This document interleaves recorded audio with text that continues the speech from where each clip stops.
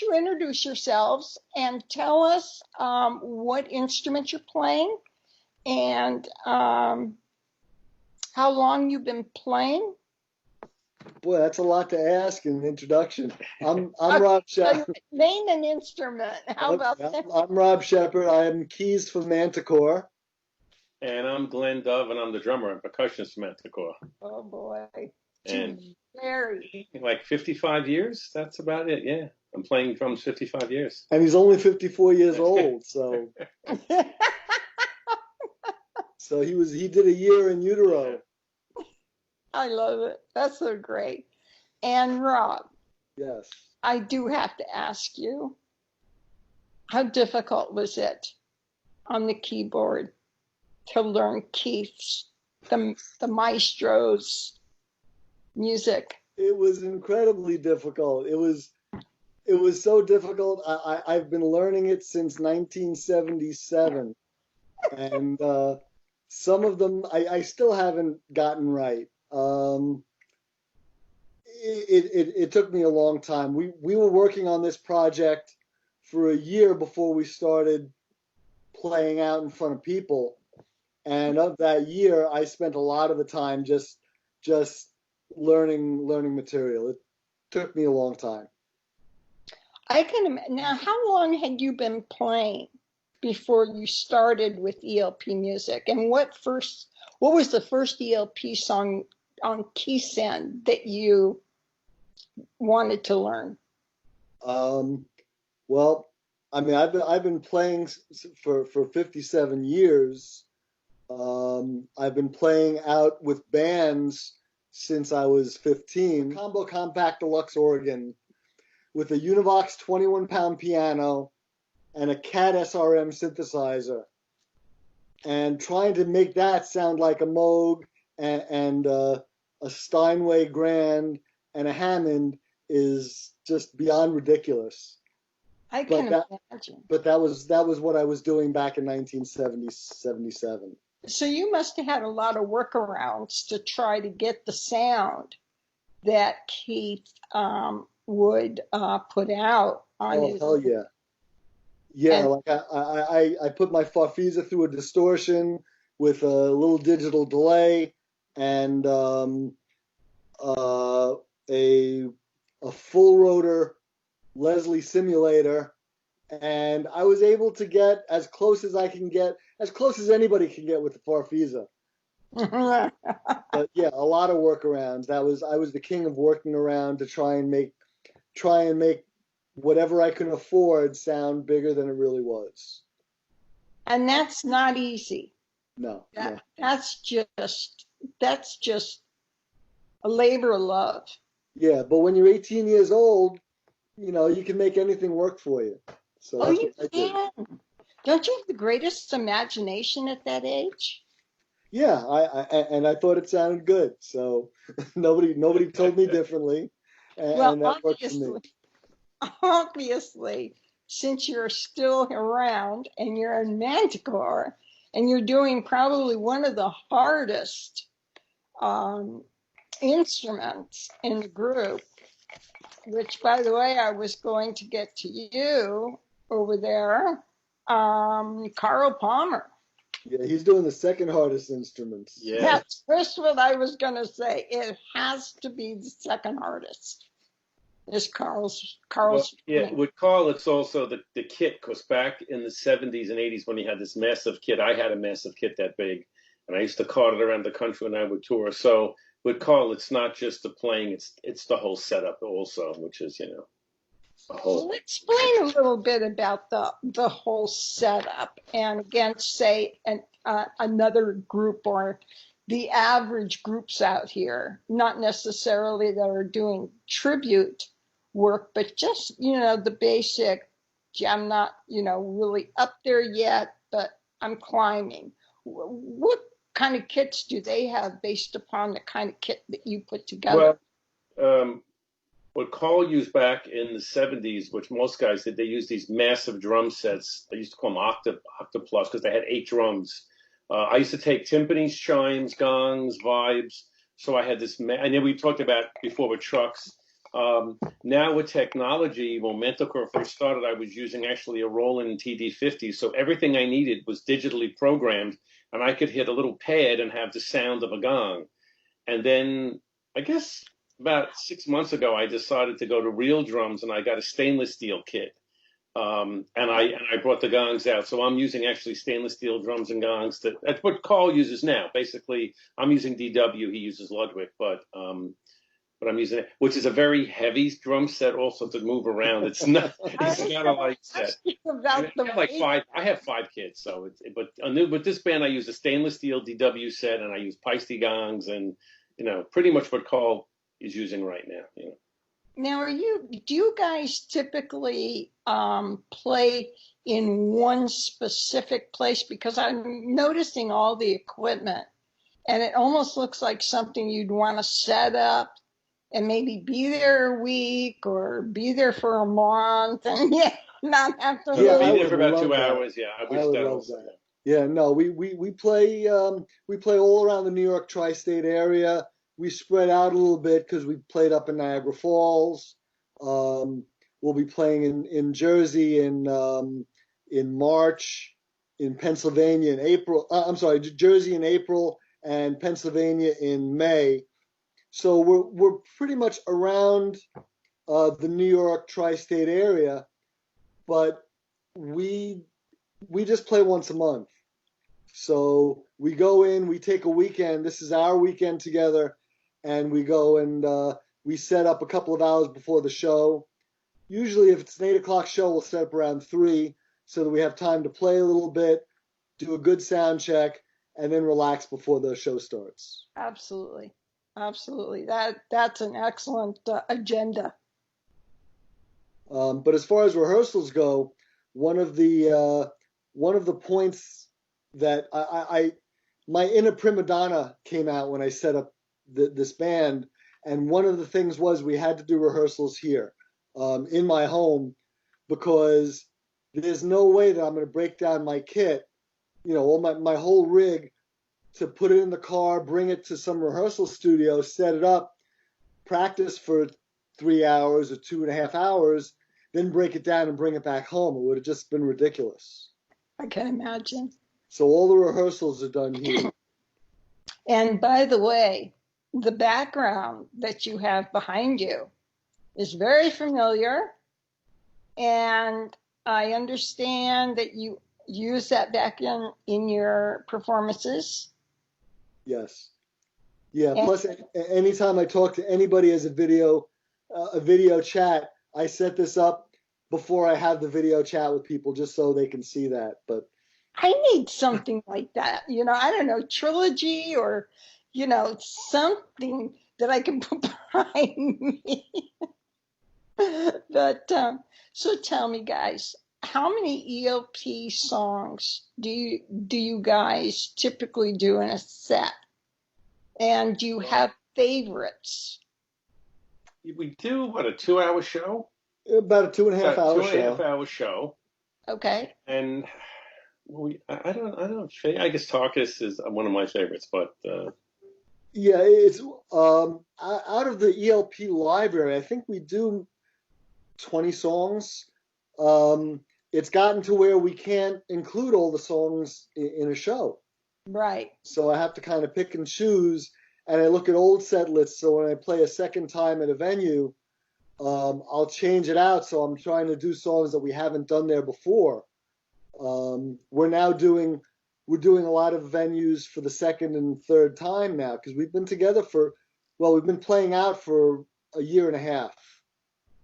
So I try to keep adding material, but the problem that I'm having is you can't play everything.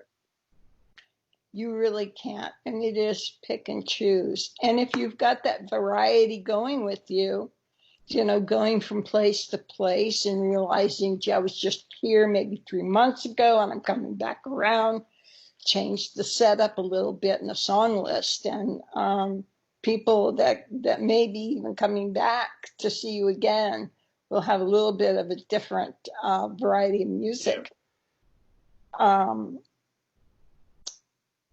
I was going to ask you if you ever get down to North Carolina. No, but that's not for lack of trying. I've tried to solicit some of the theaters down there. Um, it's tough to get down there. We may be playing as far south as Wilmington, Delaware, in the summer of 2020. So I'm still working that out, but that's probably as far south as we're going to be able to get for the time being. How about west? How far west will you go outside? Any outside of the Yeah, I would go to, tri-state? I would work in any state for me, but it's, logistics with the band and everybody together. It's one thing when you go out on a tour and you're out playing and you start to hit these cities, but we're coming from New York. So if we're playing Niagara Falls, that's an 8-hour drive for us. Well, you're not kidding there. So we're talking like we leave the day before. We usually get up the night before. Usually the club lets us, or well, yeah, the average show is a couple of hour drive.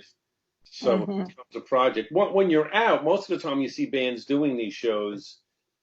You pick a job in North Carolina, then the next night you're in Georgia, then the next night you're in Florida. So you're just going from one to the other.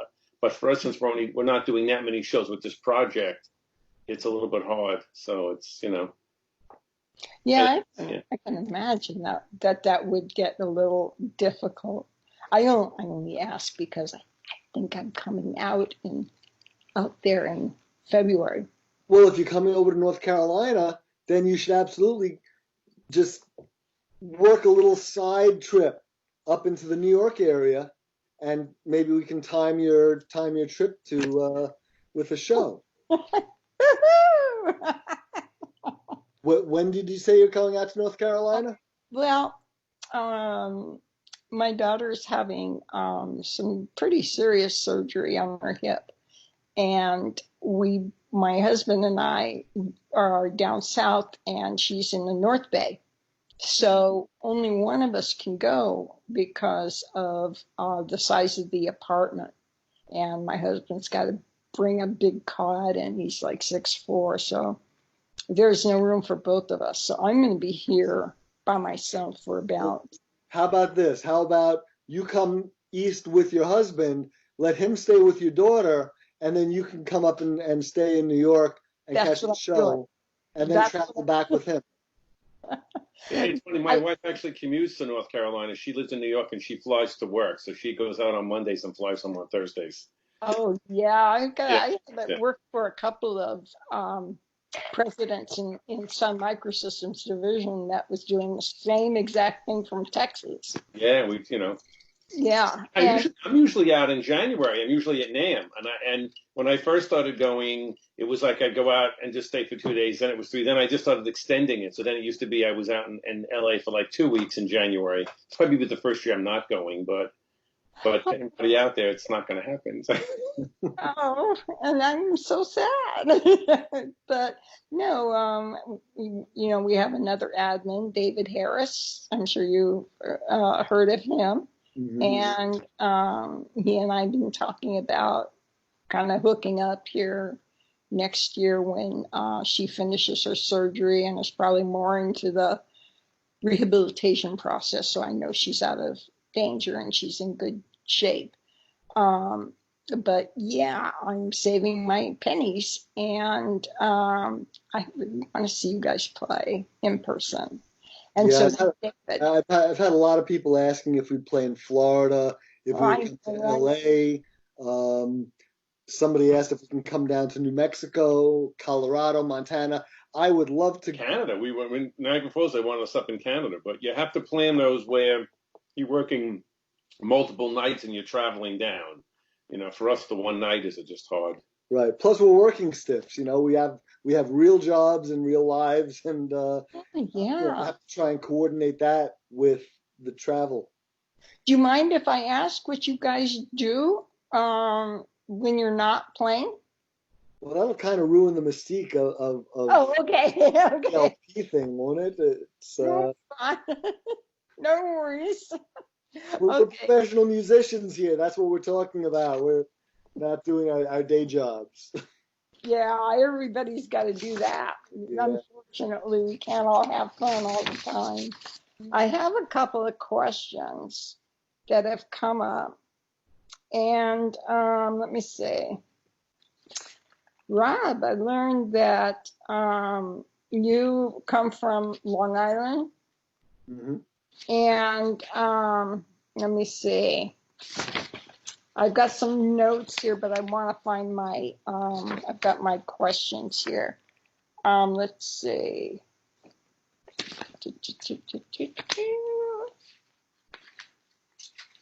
I'm looking for David Harris's question specifically. They want, here they are. Okay, we have a question from David Harris that wants to know, of course, how long have you guys been together as a group? We've been together since 2017. And this is the group that you're currently, where you have current members today. We know a couple of out now. The bass player is we just switched because our bass player had moved to South Carolina. He's done the last 2 shows with us, so he's only been in a couple of months, right? About 4 months. How's he doing? And it was a lot of material to come in, and we kind of gave him like this 2-hour show, and you're not learning like a Beatles song, you're learning Talk is Carnival 9, so it's it's a lot of work. I tell you, I do not envy him at all. Not at all. Yeah. I Well, the project actually started right after Greg passed, because Eddie, our original bass player, called me up and said, "Listen, you've been talking about doing an ELP tribute for years. Now that Greg and Keith are both gone, I think now's the time you really should do it." And at that point, I thought about Glenn, because Glenn, I played with in a band called Afterlife about 12 years ago. 2008, we did Genesis, ELP, UK. So we were doing some of this material before. Him and I were doing it before. I had actually read that. Yeah, go ahead. Yeah, so Glenn's just a spectacular drummer, and he was playing on an electronic kit, and he had a kit set up for Carl Palmer, and I just thought he would be a great match for this project. And I figured, well, he's probably too busy. He's not going to be able to do this. But as soon as I said ELP, he was all in. And I didn't know where I was going to find somebody that sounded like Greg Lake. And a friend of mine, Kathy Shepard over in Jersey, said, I know somebody that might be interested. He's over here in Jersey. And no sooner had I finished the conversation with her texting than Bob got in touch with me and said yes. And I didn't even know that I would be really interested until I Googled him, and I heard some of his YouTubes, and he sounded good. So I figured, well, this might work if he's willing to travel. And the thing just kind of fell together. And Eddie, the bass player, was the bass player in the Red, White, and Blues band, which is a rock and roll blues band that's been around for a long time. They've opened for ZZ Top. They've played on stage with a lot of great rock and roll bands. And he's never played prog before. He's known ELP for years, but he's never played it. So this was a challenge for him in changing his playing style to be able to actually play prog and play ELP. That's quite a change. Big job. That even if you were, say, as a teenager and you discovered your bass or your guitar, your drums, your keyboard, and you discover ELP, and it's like, ooh, I'd like to play some of that music, but it's a shocker. It's what you get. I have 3 sons. I actually have a stepson, 4 sons, and they all played music at one point. One's a professional musician, and he was raised on ELP and Genesis. And yes, so he's 27, but he just knew this because that's the type of music he listened to when he was younger. So it's what, and I same thing for myself. I remember going into like drum lessons in 1970, bringing the first album, and learning Tank. I was like in ninth grade or something. So for me, it's other than after the Beatle phase that I went through in the early '60s when I was learning how to play. I've been doing it for so many years. It's just my norm. Just like other guys play blues or they play country. So I really can't say it was hard because it's all I just what I listened to. That's what I played. Um, but for somebody like Ed, it was a little bit different because he's not used to playing the kind of music, the odd signatures, and it's not that crazy, but it's definitely not, Yeah, playing with a pick. Yeah, so. Oh, he's playing with a pick. Well, he's never played with a pick before. He's always played just, bass with the fingers. So when we first started getting together for rehearsals, I said, well, Ed, you're playing the right notes, but it doesn't quite sound right. You really need to play that with a pick. And he said, really? I said, yeah, just try it. And it was a whole learning process with him. He had, all of us had a high bar to reach to play this stuff. And there's a learning curve for all aspects of what we're doing. I had to tighten up my game just to be able to play accurately the stuff that Keith did just off the top of his head. And that was Ed's thing. He had to be able to learn to play with a pick and to learn prog, playing in odd time signatures, very complex parts.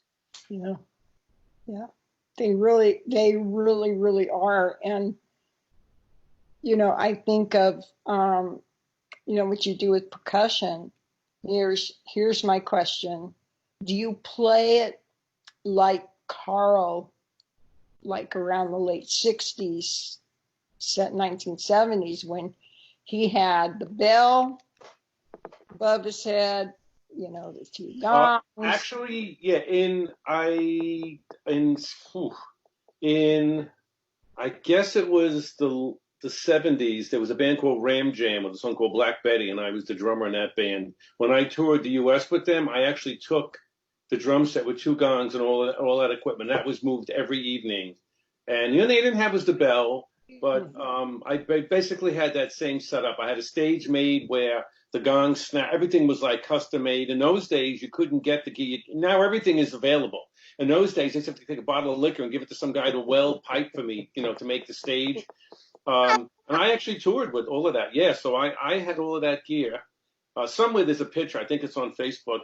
Then and now. Then the sets got smaller in the '80s, and I was professional, so I wasn't a full-time musician. And then when the kids came along, I got involved in some other things. I wanted to be home with my kids. And then I went like small as well. Then I went to electronic drums, and I've been using those. And as I said, I have like 5 drum sets. I'm always, I collect drums. So I actually have a house. If you see my living room, there's about 5 or 6 drum kits, full setup in my living room. I got a really patient wife. And now it's starting to grow again because since we decided to go from electronic to acoustic, as I said, I'm carrying around a stainless steel drum set with 2 gongs and a little electronics. So I basically take the same kit Carl uses right now. It's the same type as he uses 2 bass drums and I use double pedal. But what he's taking on actually, I think that I'm bringing bigger gongs. He's even bringing smaller ones now. So I must be crazy, carrying these Chinese gongs. Let me ask you, did you learn toccata with the synths? Yeah, actually, I used to play it on real timpanis with chimes. I would take that. When I was playing in some of the rock bands, my drum solo came up. I actually did the toccata solo. And this is like when I was playing with like just regular rock bands in some of the Long Island clubs. I had the chimes in that. I'm sorry. Yeah. You must have absolutely had that whole dance floor going. Yeah, it was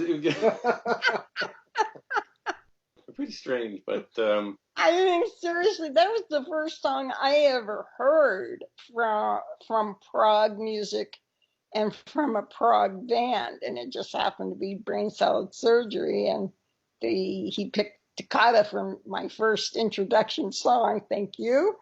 And it turned out that the synths I really loved. I was so shocked, and the sounds that they make are, I think a lot of us find not only just unique, but very, very special, because I think Carl was one of the first to use those synths. Yeah, he had sequences loaded into drums, so when he hit them, it would run a preset sequence. I think back to like some of the electronic percussion. There was something called I think it was like Sin and then Sin Scenarios. drums, and then they started with the drum kits, and then Roland came out with something called the TDE7, and that was like a whole complete drum set. It's like computers. I mean, you think back, what your iPhone does now is more than my Apple IIe or IIc did. So now the electronics have gone so far. But Carl was one of the, pretty much as I know, one of the first to have some sort of. People always thought it was Keith, but it was Carl when he did staccato. Those arpeggios were all from his drum set. Oh yeah, I mean you can hear it. You know, when he hits those drums that have that all pre-programmed synth sounds in them. But I at first I was very puzzled by that, sound. Is that music? Is that not music? I don't know. But I had loved everything up to that point. And then I went, you know what? This is damn cool. And that drum set was unique because British Steel made it for him. And we got to hang out with Carl one night. Rob got some artwork of his. We were talking about it. What happened was they asked him if they wanted to sell, like, a quarter of an inch or half inch thick or whatever it was. And they said there was no difference in price. So Carl just said, the 70s, the bigger the better. Bigger is better. It was a 2-ton drum set. So the stage actually collapsed one night in Virginia. Yeah, I heard about it took that. 2 or 3 people to lift the bass drum. The drum set's just been restored, but the stainless steel kits that I use now are heavier than my regular set, but not to the point that you need 2 or 3 people lifting the bass drum. Okay, or you don't need a reinforced floor. No. Not yet. Not yet. Okay. Now, here's one. You have a steel kit.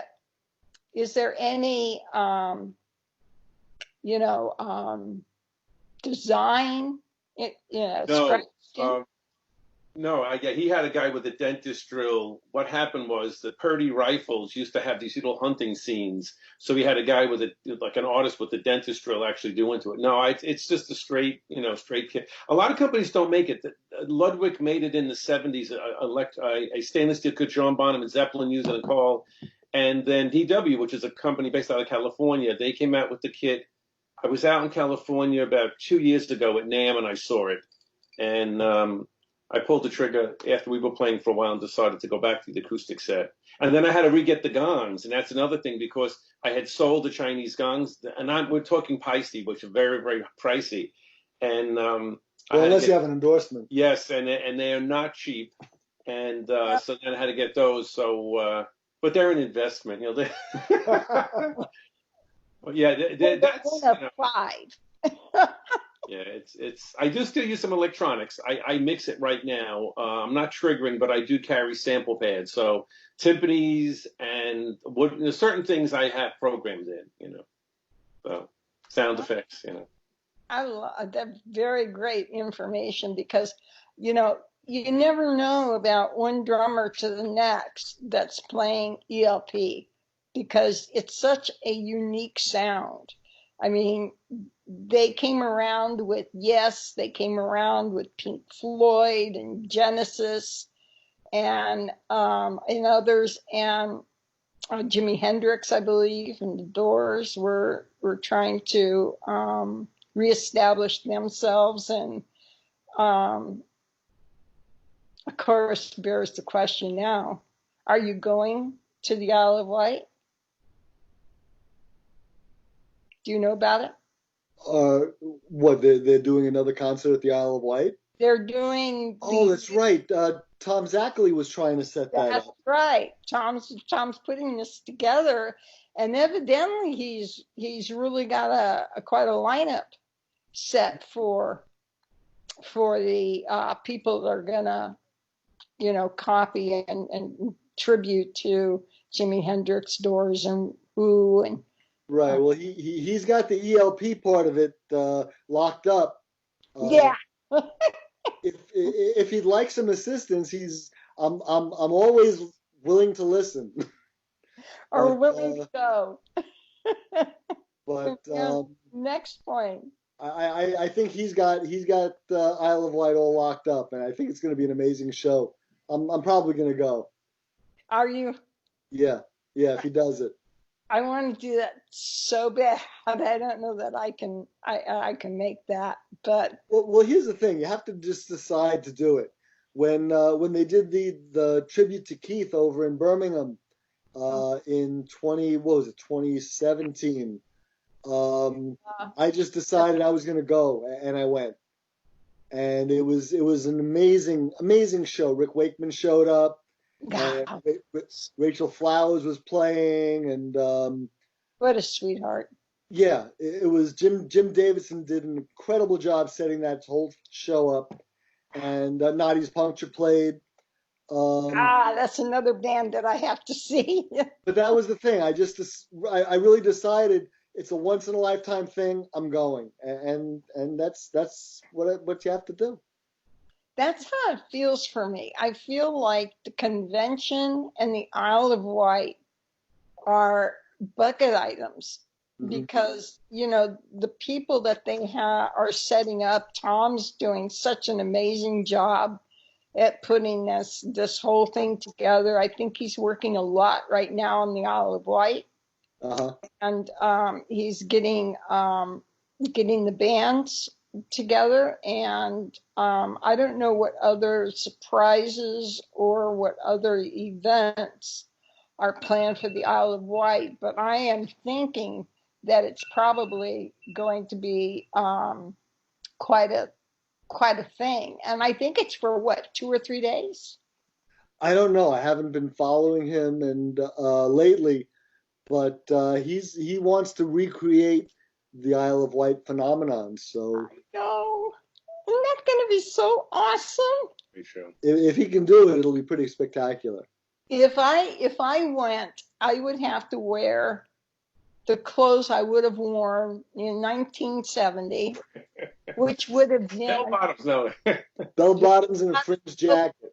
oh wait, but the bell bottoms, the back of them have to be all frayed from stepping on the back, Yeah. right? Right. And then some girls embroidered little patterns on their um, back pockets, and we had our thing. We had a look back, and I like that we had a look. We had a look that was very comfortable.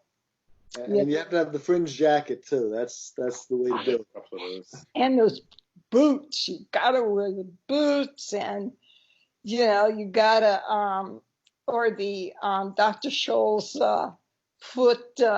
Remember those wooden big Yes, old they were the Messiah. Oh, They the clogs. no, they were like clogs? like an open sandal. They were just like Oh, you know, I didn't have those. I was not We're one of the lucky. cool kids. Birkin shoes. They're almost like those. Oh, the cool kids. Oh, thank The you. earth shoes. Yeah, they're like an Yeah, earth the shoe. earth Yeah, shoes. exactly.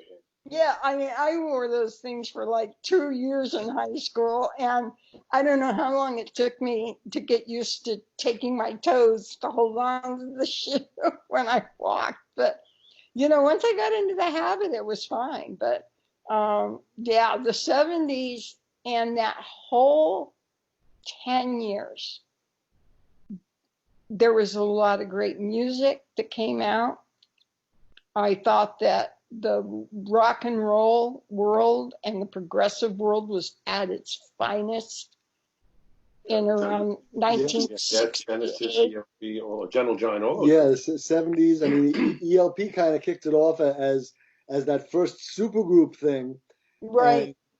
and when they came out and started touring around 70, 69, 70, and all of a sudden playing in arenas and um, not concert halls, but like coliseums became the thing. To be big enough to fill an arena. Yeah.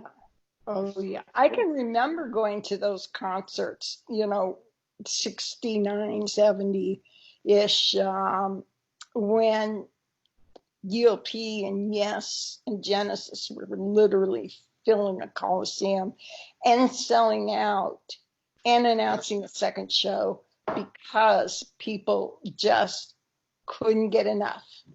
And if they had two shows, I had two tickets. And And the I, expensive tickets were $25. Well, actually, I remember going to the Fillmore and seeing ELP, and I think it was like 350. And the Late Show, they did an early show that was like 7 to 9, and the Late Show was like 10 to 3 in the morning. So you'd get out at about. I used to tell my parents I was sleeping in a friend's house and sneak out and go to the Fillmore. And I was down in Alphabet City in Manhattan. But those days, then they started with hit the arenas, and that's when they became, the big shows, 50,000, 30,000 seaters or whatever. Yeah. and Yes did the same thing. I can remember, I'll tell you a quick story about Rick Wakeman.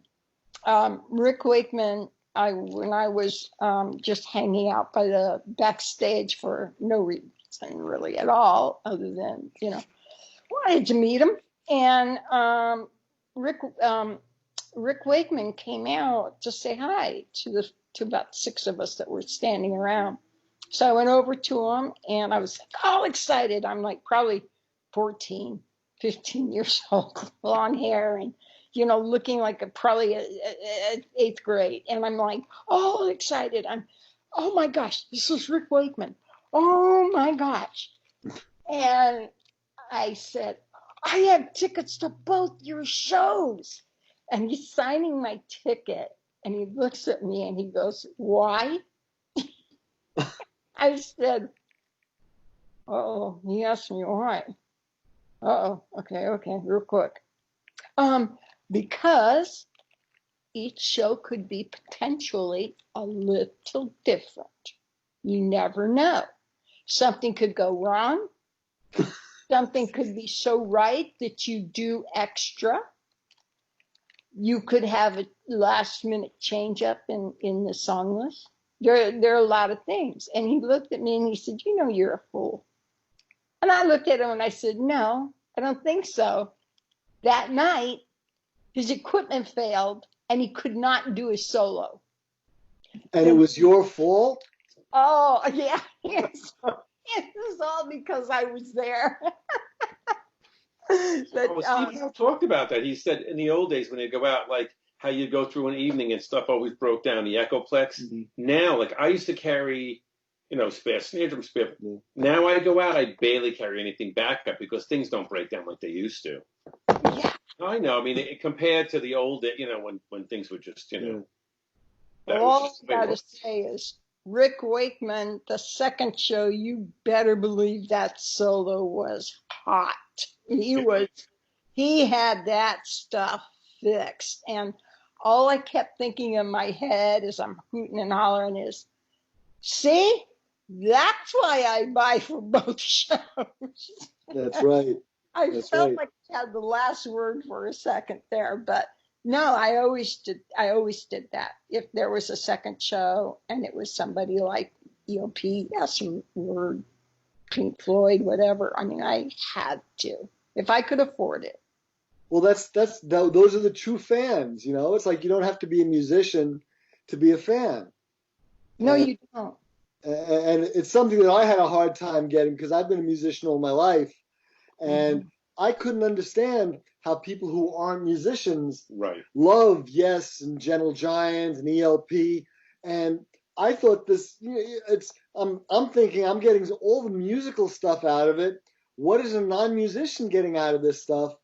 And I'm only learning maybe in the last 10 years that people who aren't necessarily musicians love this stuff and they go crazy over it. It comes from when you start to play, whatever it is, say one of my favorites, K9, and starts off with the keys. And so, Rob, if you were to start to play the intro for, say, part 2, I would be crying. I would have closed my eyes and I would have thought, I am right now sitting in front of Keith, because that's how it feels for all of you guys. And I know that there are a lot of us, our members there on the Titan site, that feel exactly the same way and have expressed that to me many, many times, that when they listen to you play, and they shut their eyes. Some people say it takes them, I say it takes me back to a time machine. You guys are the time machine. Literally. You step in the nightclub to see Manticore. You have just stepped into a time machine. You're going to sit down and you're going to travel back to 1970, where everybody was peace and love, and the songs are great. It's ELP, and it's just like perfect. Yeah, I kind of get that now. And as a matter of fact, it's only in the last couple of years that I've understood it.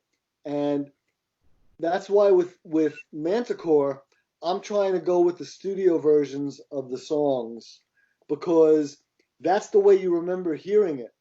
Yeah. So to take a studio version and try and reproduce that on stage, as opposed to one of the live versions, which maybe people that didn't go to the concerts didn't quite get. If I could get the studio versions and reproduce it on stage as a live group playing the studio version, I thought it would allow people to kind of bring back that childhood thing of the first thing you heard, the first time you heard ELP, or the first time you ever sat with a bunch of friends and listened to Tarkus. Wow. It was probably off the Tarkus album, not off one of the live albums. So I thought if we could reproduce that, that would be an amazing thing. What do you like? Do you guys like listening to live or studio? Um, with me, it really depends on whether I'm trying to learn the songs or whether I'm just listening for pleasure. If I'm listening for pleasure, I I like to listen to the live versions of songs that I know. I'm the same. Yeah, I'm the same way too. If I I'm love that. if I'm learning the material, I have to get to know all different versions of the song because I want to hear what they did live to compensate for the multi-track recordings. I want to hear what parts they may have left out in order to make it work for them. Yes, sure. I'm sure that there must have been some occasions in some places on tour where their timing may be a little bit shorter, where they have to kind of compress a little bit on some Oh, of their sure, songs. sure. And Well, yeah, look at the versions of Carnival Nine when a little bit later when Greg wasn't playing electric guitar so much anymore, and Keith was covering all the lead lines. yeah, yeah. So it started changing a lot. Yes, it did. Yes, it did. And it's really shortened and it's edited, Hmm. but some of it I understand. And I think they want to do that also, don't they, for radio purposes or, to people that want to listen to stations, whether they're online or right out of the old box. I think shortening it helps the station stay on. Well, I think shortening the songs allows them to play more material. Um, because when you have 15-minute songs, how many songs can you do in a show? No. So instead of doing Carnival 9 Part 1 and Part 2, First Impression, they were doing just Part 2. So it's only 7 minutes long, and they can do that, and they could do more songs, more stuff from a new album. Yes, yes, they could. And you know what? Everybody loves part two. Yeah, Everybody loves part two. So you want to shorten it and you want to put some part two in there only? I mean, all I have to do is hear the very beginning of that sound that Keith makes. That little chirpy. right. It's the sample and hold pattern. But Ah, how but do but here's my thing as an ELP lover and somebody who's playing the music, I want to take it to the next level and maybe I'm not just playing for the person that grew up with ELP. I'm playing for us, and I'm playing for the people who are so detail oriented that oh man, there's a little bit of feedback on the original recording Oh, that was missing. No, I want to get the details. So I want to, if Benny the Bouncer comes before Carnival 9 on the album, and I know everybody who's really nuts about this stuff has listened to Benny the Bouncer, and you always let it go into Carnival 9 with that yep. Hammond sound going right into the next song. That's what I want to do. I don't blame you because that sounds like right off the Welcome Back My Friends album. Mm-hmm. I love the what is it? The Sheriff and Jeremy Bender together. Jeremy Bender together. Yeah. And song. how they did that, right? I mean, how was it for you as a singer to not only learn, it's not just, the words, it's Greg's timing. It's how he moves those words through the song. And that's something sometimes you have to be taught how to do. You need somebody to come in who specializes in this kind of prog and go, okay, I'm going to teach you how to breathe, and I'm going to teach you how to open your vocal cords. Yeah, it takes that level of training. Did you have much training? Because you have a beautiful voice. No, that's not me singing. That's Yeah, Bob. I know. That's Bob. Bob Chuella is our singer, and That's right. he lives in Jersey, so he couldn't make it tonight. But it's I don't know what can you say? What can I you know, say about right? that? Well, let me see here. I think I have something right here from David that says, let's see, it's close friendship with noted rock photographer John Bellissimo. Allowed him to be up front or backstage with many famous rock bands, most notably ELP, who left an incredible impression on him. So it was a great pleasure. Ed joins Manticore. Yeah. And John has to come to our show now so he can relive his time with ELP. I have to go there. And I'm totally willing. In fact, as I've already talked to my other admin, getting things set up and arranged. And all we need to do is work out details to get to you. Because my whole purpose of getting in an airplane would be to see you guys only. And then I can spend a couple of days with my admin, which would be great. I mean, him and his wife are awesome. But And maybe you can do a live broadcast, a live stream of one of our shows. and I'd actually have all the bugs fixed. Right. For the Titans of Prague, you can do that live broadcast. Would you let me do that for real? Absolutely. Okay, guys, everybody, Emerson, Lake and Palmer, Titans of Prague, we are going to have Manticore, and we are going to do a live broadcast. I will probably talk to these guys in between their sound check and feel, just see how things are going there. And then after the show, we'll take some pictures and I'll add those, and we'll have more, I'm sure, more questions. I mean, I'm sure out of this interview alone, there's a lot of people that didn't know a whole lot about Manticore. We have a lot of brand new people to the group. We will always welcome Prague followers, but we really love it when we see groups like, Emerson, Lake and Palmer Disc, or, other ELP groups, because having some savvy people like yourselves in this group that can address a question and say, oh, no, it's like, ABC or whatever, or make a post yourself. I mean, that's just like a treat. That's like a Christmas gift to me. And so being asked is a big honor to be able to actually do a whole show, do your whole show, and then do a little Q&A and a little fun, a little fun stuff too. Maybe I'll buy you guys all a drink. Somebody likes beer.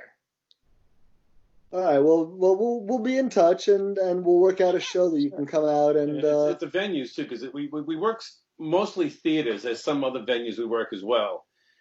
This last show we played, the Hudson Fall, was great because we were able to have a video thing. Every tune we played, we actually had video behind. Some of the other shows at the theaters are smaller. It depends. So that's another thing. Working at one of the better venues or the bigger venues. Well, I'm coming. I'm on my way. In fact, I'll be buying my ticket soon. Hopefully we'll have the flying piano by then. Maybe I'll take the flying piano to see. I couldn't resist that one. I'm sorry. That's okay. But look, Noddy's Puncture has been together for so many years. They've been together since what, the mid 80s. Yeah, I mean, well, wait a minute. They were together before ELP was well, they were playing out during their hiatus when ELP was kind of broken up. That was it. Right. Yeah. And Tom Zachary has had a chance to play with Emo. Yeah. Frank Askew has written a book. He's written a couple of books, right? Yep. On ELP. Again, too soon. Yeah.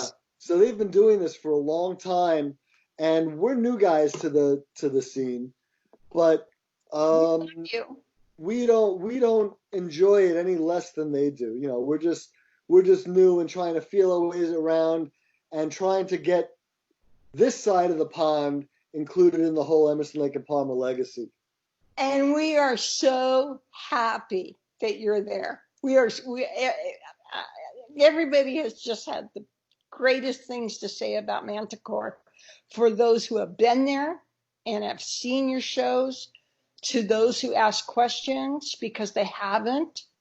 And then I put some videos up for our newbies that may not even know you're there, that would go, oh my gosh, I have another avenue. And some of these people may even live in your area. So I like doing, stuff like that. So because you are kind of new, but yet you have some amazing talent, all of you guys, all four of you are just incredible. The vocals, guitar, bass, keys are huge, and the percussion is huge. You're loved. You're loved by all of us on this site. All of us wanted you. And it was important to us that before the end of the year, we made sure we connected with you guys because we want to say thank you. And we want to say we're glad you're here. And a lot of us want to see you. I hear a lot of things about, why aren't they coming out here, and this and that. And I answer some of them, well, there's an expense, there's costs involved, and they're not ready for that yet. So we're hoping someday you're going to get out here to the West Coast. I'll never. Well, my answer to people, a lot of people ask us to come to different parts of the country. Sure. And my answer to those people is, it's a lot easier for you folks to come here and visit us, check our schedule, and come here, take a vacation in New York or Jersey or Pennsylvania, come see us, because the equipment is just too prohibitive to move. and we've got to pay the bills with our day jobs too. So Absolutely. Yeah. A lot of groups too, when they travel, they'll pick up. I talk to a lot of drummers and some of the big drummers too, and they have a rig in California, one in New York. They'll leave one in Europe. And the ELP stuff, it's we have to take that setup. It's not like we yeah, can have doubles. That's where it gets difficult because I can't just fly to London and rent the kit. I have that kit specifically set up for the Carl Palmer stuff. I could probably do it with the digital stuff. I could probably take like a memory card and load it in. But that's where the problem comes in. Like we have specific gear and it's that's got to be moved, and that's where it becomes more difficult for traveling. so Yeah, come visit New York. Come visit here, and we'll be I'm happy to coming. play for you.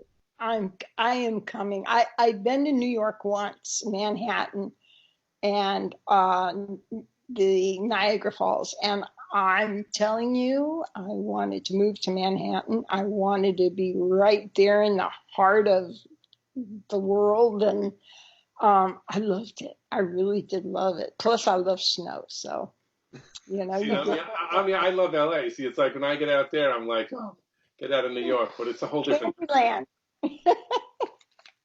Candyland. Well, I'm going to let you guys close, and if you'd like, if you have some tours, if you have some show dates, I should say, rather than tours, but It's show their dates. website, I think, right? What do you have? What do you guys have coming up? Why don't you share that with us before you go? Sure. As a matter of fact, we're starting off the year in Marlborough, New York, on January 11th. We'll be at the Falcon Underground. I just want to pull up. I don't remember exact dates, so that's why I want to pull this up. Okay. Yeah, January 11th we'll be in Marlborough, New York, at the Falcon Underground. We take off February and March. After that, in April, we'll be in New Jersey, in Stanhope, New Jersey, at the Stanhope House. That'll be on April 18th. May 16th will be over in Tamaqua, Pennsylvania, at the Stitch Theater. Really, really nice theater. It's a great group over there. In June, we'll be at 89 North in Patchogue on Long Island. That's our only Long Island show for 2020. Okay. Um, Hear that, Long Islanders? You gotta get your tickets for that show, otherwise you'll lose out. right. And then, What's the Strand? Where's the Strand? The Strand? Is that? yeah, we're getting to that. In October, we'll be back in Niagara Falls at the Evening Star Concert Hall. And then November 3rd, we'll be back at the Strand in Hudson Falls, New York. Oh my goodness sakes.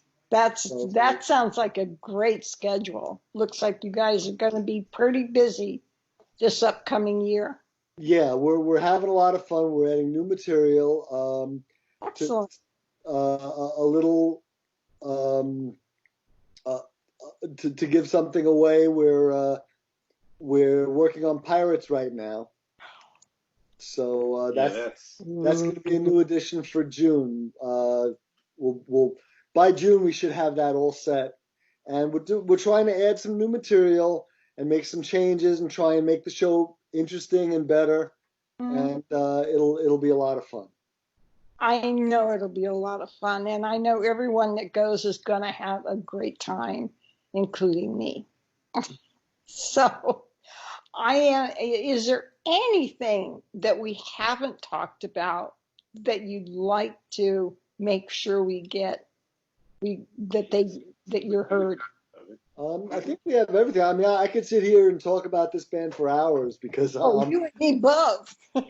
but I think for a first time interview and we've already kept people up for an hour more than they were planning on.